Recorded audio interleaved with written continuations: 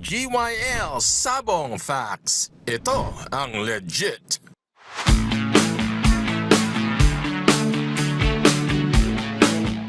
Meron pa na akong dati, runner-up ako sa CPA. First time, ayaw pa rin talaga. So sabi ko, parang wala pang gigil sa kain. So, sabi ko sa kanila, kung bitawan mo yung patuka, napalo yung ulo. Talagang nagtambol yung manok doon. So instead na limado ako, I turned up na sinampuanin ako. So I waited na it will recover. Since atin naman yung sabungan, so waited 10 minutes. Hindi naka-recover. So, hindi nakasugat yung kalaban. So once the chicken, kasi yung mga tinatawag na 100% point, if you have a good bloodline, pag bitawan mo yan, it will just not move its feet and play dead. Yan yung 100% point. Play dead. Parang di ko yun, parang nagpatanga-tanga lang. Tapos pag lumapit yung kalaban, talagang karate ka agad. Okay. So yan yung maximum. As I will borrow the words of Bruce Douglas, it's in the fight or flight stage already. So, linawan natin kasi baka hindi malinaw sa ating mga viewers. Pag point na yung sinasabi mo na mukha lang siyang wala. Mukhang wala. Mukhang nakatanga, nakatulala lang. Tulala lang. How's that? And How do you explain that? para yung kalaban magkumpiyansa, pag lalapit, titirahin niya agad or tumatalikod yung kalaban, bigla niyang di ba? Meron kang screw fight na gano'n, na pag ganyan lang siya, tapos nakita niya tumalikod yung kalaban. Bigla niyang katulin, pag kumilos yung isa, bigla siya play dead again. And yan yung nananalo, di ba? So, Pero lahat ng manok hindi ganyan. hindi ganyan. Kaya yun yung bloodline. Doon yung selection ng bloodline mo. That's where your breeding pen goes. Kasi you will know na kung bitawan lang, meron naman sigurong kasabihan din na, like in my previous interview na, meron sabi, ito super, yung barangay sumasama sa iyo, bankrupt. Pero may nakita ka man doon, yun, 5-time winner, ano palo yun? Pag binitawan, paano yun nanalo ng 5-time winner? Because wala namang bitaw na pointed. So, kung like yung mga manok mistiso, pag nakita mong galing sila sa bitaw, if you point them, it's like 5% of what they are. 9% more. Ang increase.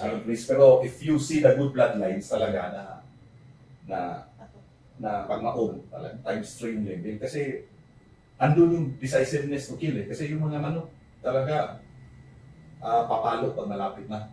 So, pag pumalo sila, hindi nakatatama, siyempre, tatamaan din sila kasi they are slow because they're not pointed. So, the breeder knows that, na ito level up. In fact, I can show you videos of examples of my last sparring and fit for performance. I'm not saying that all my chickens are like that, but I have certain bloodlines that are like that. So, I breed them. Towards that kind of character. Kasi si Idol kasi mukhang nangalay na. Ako, hindi pa ako 100% either sold or 100% nakakaintindi. Kasi bagong info ito, mga katunay. Parang nagulat ako na Yung plated.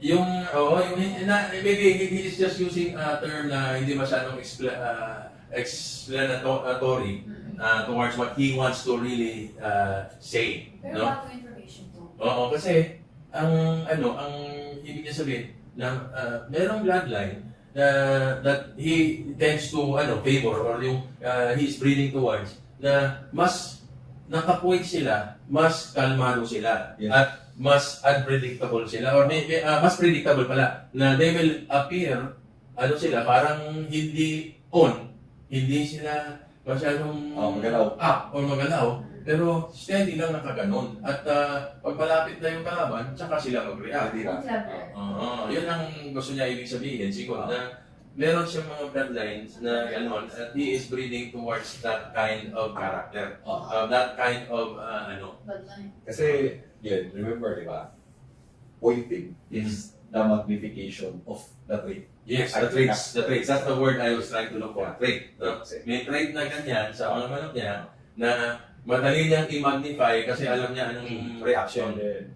In line breeding also, it's the magnification of the trait. Yeah, so those are the two that goes hand in hand. Okay. Pag meron kang manok na ganyan yung lipad, Pag mapuwit, lilipad yan ng mataas. Mas Okay. mataas. So Ang that, line breed mo, mas mataas. okay. Yung manok mo na ilang ng ganun, pag line breed mo, ilang na isang metro. Wala na yan. Ako na yan. Alam mo yan. So, kasi inbreeding depression yan. Pag meron kang manok na timing, lalo lang yan magta-timing. Kaya minsan, sabi mo, ang lapit na parang, paano na yung natatakot ka. Tapos somehow, maiilagan nila yung yung palo ng kalaban sa kapag counter, tama agad siya. So, yan yung mga, Ayun, yan, Mistake. gusto ko yan i-expound mo pa kayo nun. Kasi, I also believe in the same thing. Pero, let us share to them, na paano ka mag-line breed. Kasi, ang notion ng line breeding, iba-iba. Sa anong perception ng iba, sa pagkapaniwala ng iba, iba rin. Kasi line breeding is a term na minsan na overuse at na abuse. ako, Glenn, hindi naman ako gaano ka kilala sa breeding. Pero, kahit pa paano, meron din tayong kunting alam. So, the way I see the breeders, there are two things. They line breed for the looks. That's the difficult part. Yes. If No, that's the easy part. Line breeding for the looks. Madaling madaling sweater to sweater. Itsura eh. Ako naman, kaya yung mga manok ko, iba-iba itsura because I line breed for the traits, I breed the same traits. Correct. So, yan yung challenge here. So, mas madali sa akin kasi yung gene pool, mas malawak. Okay. Mas malawak yung gene pool. So, Okay, explain natin sa viewers ano yung gene pool na gaano ka-importante. Bakit marami ang ang gene pool, malaki, malawak ang gene pool mo. Kasi pag pupunti lang yung pagkukunan mo ng mga specimens o mga individuals, mabilis masira ang manok nyo pag nag-line breed kayo. Ang sinasabi niya Idol na pag malawak ang gene pool nyo, marami kang selection freedom, no? Makakuha ka ng ito pinsan ni pamangkin ni or lolo ni hindi malapit kasi pag limited, mapilitan kang brother, sister, or father, daughter, doon masisira ka agad yung manok nyo. So, kung trait naman ang pinipili niya, marami siyang mapagpipilian. Ito, ganito yung kilos nito. Ito, ganitong kilos. So, ito yung pag-aanin natin, pag-limit natin. Yan ang niya. ako, hindi talaga ako nag-breed ng hindi meter. Kasi parang gusto ko makita trait. So, that means you are performance-based. Performance-based talaga. Yes. And then there's one trait I want to look na talagang pag hindi naman tayo Diyos na on lagi manok na alam naman natin na on ngayon na talagang if it will not win in 20 seconds when you are spot on, then it's not worth breeding. Breeding. Sa performance talaga. And Kailangan talaga na winning siya at mabilis. kasi Manalo. cutting is the most abused word. For me, cutting is equals to the time of win. Yes. Kaya sa akin, cutting ability, Pero dalawang minuto pala. cutting mo. Maraming magko-comment. Ang galing ng cutting ng 3 minuto bago na Hindi ang cutting. Ang cutting within 15 seconds. Saan pa? Manalo. Manalo. Yan ang always sinasabi ko sa mga hindi pinagyan nyo ba nga, yung mga nagtatanong sa akin, ano yung ma-recommend mo sa akin, Glenn, yung breed mo? Ako sinasabi ko lang, manood na lang kayo sa mga fights ko. Tingnan mo, lahat naman sila nananalo within 15 seconds or less. So, piliin nyo lang doon, anong type nyo?